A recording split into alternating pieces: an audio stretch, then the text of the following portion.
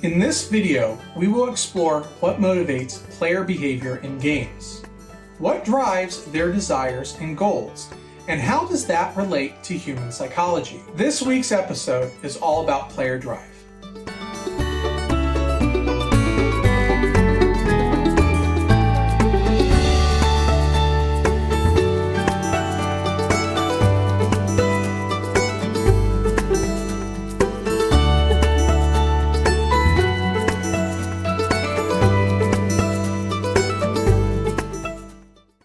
This video is the second in a series to teach you the fundamentals of game design. While most of our future content will be focused on tabletop games, this series applies to most, if not all, games. Today we are diving into something called player drive, which derives from and becomes a source of fun for players in our games.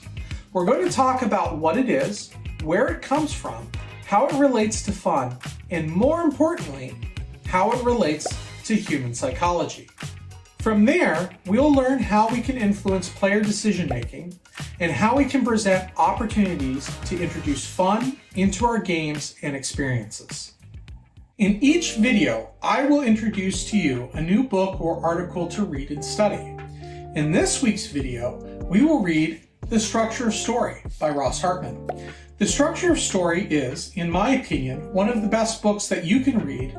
It will teach you how to build the architecture for your story by explaining to you the methods that authors employ to craft compelling stories, characters, and worlds.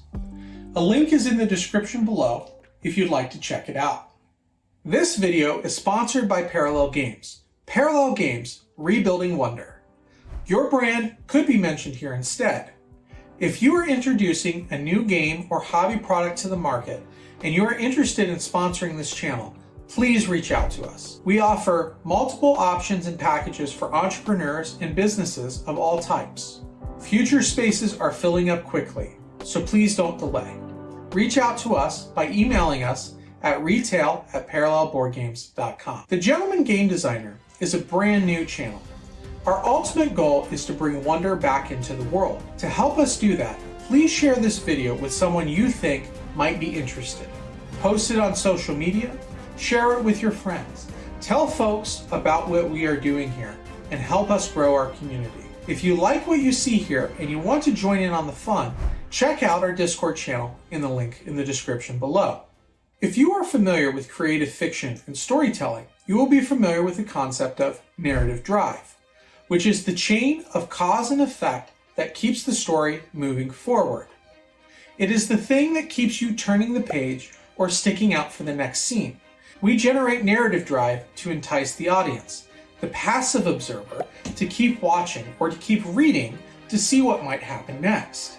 Perhaps the reader is invested in a character that is now in a situation that is bad or troubling for them. Or maybe the hero is on the cusp of overcoming a significant obstacle. Whatever it is, the reader is along for the ride. In Ross Hartman's book, The Structure of Story, he explains how conflict creates character. In a passive story, where we are the audience, the narrative drive is driven by the conflict either within the character or the conflict around the character that the character is navigating through. With player drive, the reader is that hero. They are no longer a passive observer, they become that character. Thus, as storytellers and game designers, we cede control over what drives the character forward. The more control that we give the player, the more interactive that media or experience becomes. Here we get to yet another helpful term in game design, which is often quite challenging to define, and that is the concept of game narrative. Some designers have defined game narrative as the balance between game mechanics and story, and that is an okay way of describing the concept.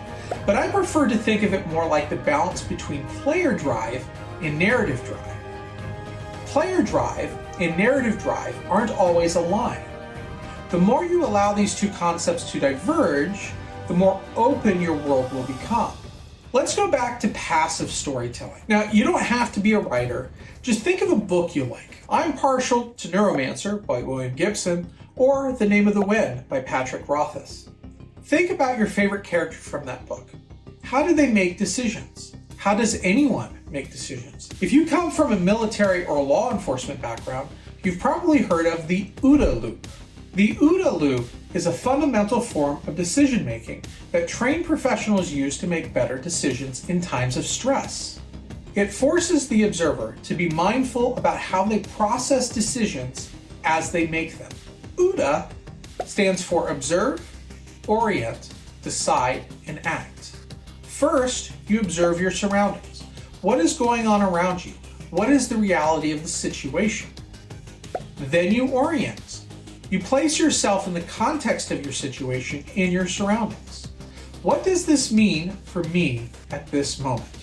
Is this good or is this bad? Does this help me get what I want or could this harm me? Then you assess your options and you make the decision. Of all the options available to you, which one gives you the most significant advantage? Finally, you act on your decision. And then you return to the original observe step, taking in new information and repeating the process. Two key parameters control the OODA loop in the context of game decisions. I call these parameters decision cadence and decision space. A decision cadence is how often the character or the player works through every step in this loop. The range of decisions and options the player can make determines the decision space. If you have too large of a decision space, decision paralysis can occur, and this happens when a player has too many choices and not enough time to think through them.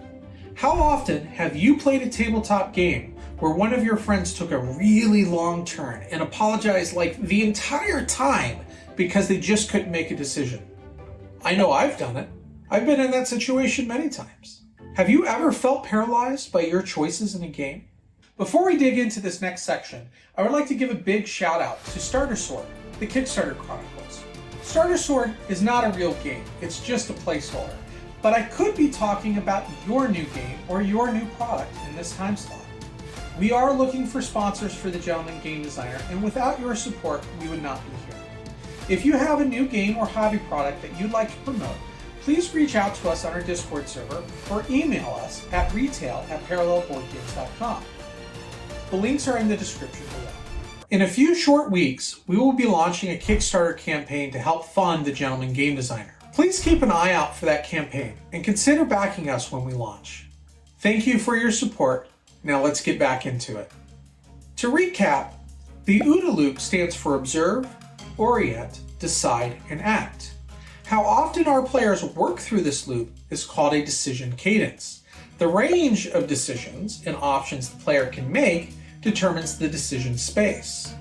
If you have too large of a decision space, decision paralysis can occur, and this happens when a player has too many choices and not enough time to think through them. Okay, now that we understand how characters and players work through decisions in a game or a story, it is time to move on to the next core concept of player drive, and that is the underpinnings of player psychology. To develop player drive, the player needs to be able to make decisions about the goals that they want to achieve in the game. For the player to want to set a goal, in order for them to want to make a decision, they need to be motivated to set that goal.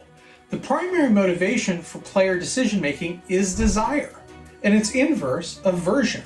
So a player will either want something or they're going to want to avoid something. Our job as game designers is to invent that something.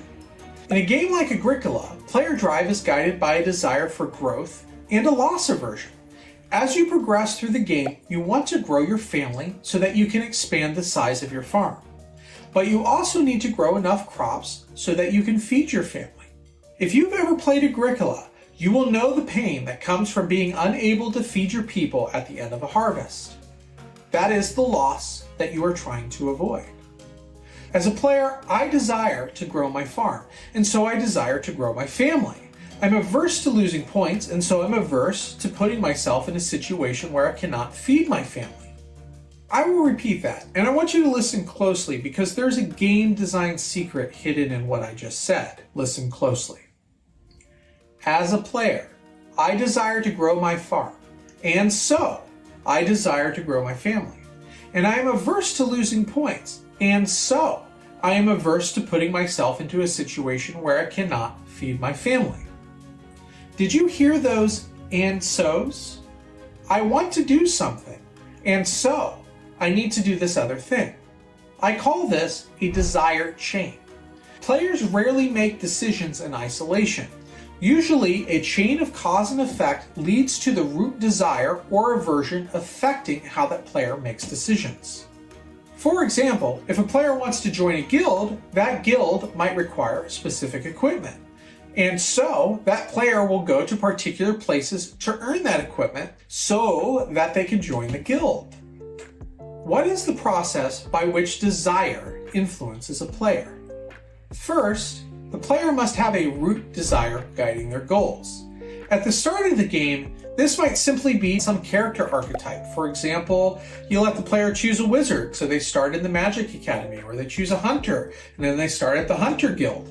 Or perhaps you start the character on a dramatic theme. For example, a game where you could choose to be a bad guy or a good guy at the start, depending on your starting choices. Second, the player must be allowed to build and plan a desired chain and strategy of their own making for their character's development. This is when we seek control.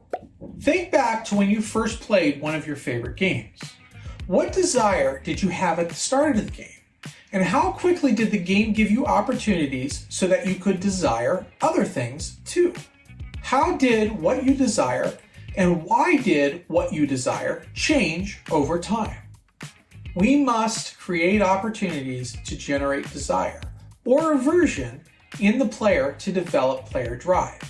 We must constantly tempt the player with interesting decision pathways to do this. We want to dangle opportunity in front of them, just slightly out of reach. We want to present a challenge at the right skill level and at the right time in their skill development, making attaining that desire possible, challenging, and rewarding all at the same time. When they are rewarded for attaining that goal, and thus their desire, it triggers in them a cascade of hormones which flood the brain with pleasure chemicals. To recap, our goal as designers is to generate player drive. To do that, we create desire chains that allow players to set goals. We put an obstacle or challenge in front of the player that the player must overcome, and then when the player achieves their goal, it releases dopamine in their brain, which is pleasurable for the player. In next week's video, we will discuss how to find magic in your games and your ethical responsibility as a game designer. We will dive into the concepts of wonder, magic, and showmanship while tackling some harsh realities about designing games. Until then, good luck, have fun, and let's make some games.